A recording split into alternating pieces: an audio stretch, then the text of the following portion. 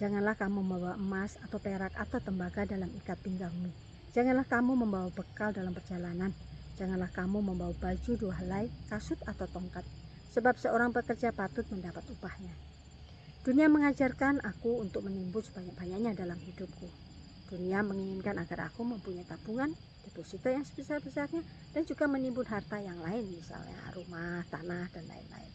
Dunia berkata semua itu diperlukan agar aku mempunyai simpanan atau pegangan di masa-masa yang sulit, dikala ada bencana, menghadapi masa tua, masa pensiun. Tuhan, ajaranmu sangat berbeda dengan yang dunia ajarkan. Ayat di atas mengatakan engkau tidak ingin murid-muridmu membawa apapun dalam perjalanan, hanya secukupnya saja.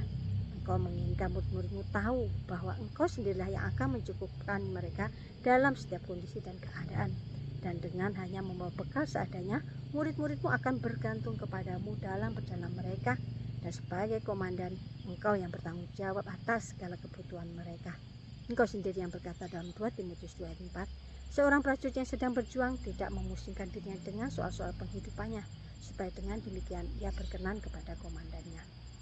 Tuhan, mulai sekarang aku akan mengikuti ajaranmu. Aku tidak perlu stres dan pusing memikirkan kehidupanku dan keluargaku saat ini. Karena aku percaya engkau, Yesus, komandanku lah yang akan mencukupi segala kebutuhanku.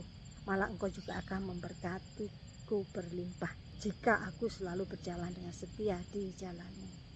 Mulai saat ini, jika aku berlebihan dalam memiliki barang, aku akan membagikannya kepada orang-orang miskin dan tidak mampu.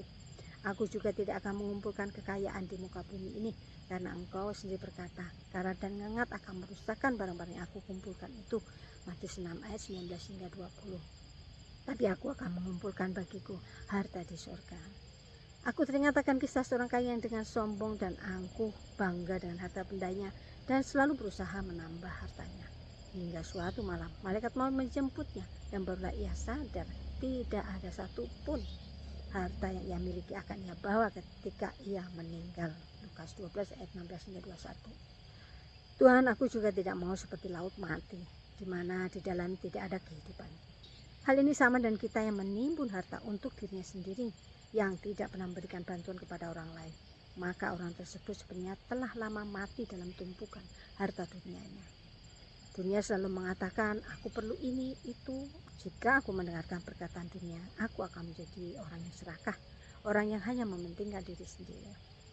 Dan di waktu malaikat maut menjemputku, nasibku akan sama dengan orang kaya yang selalu menimbun di dalam Alkitab. Tuhan, ajarkanlah aku untuk tidak menjadi penimbun, tetapi menjadi penabur.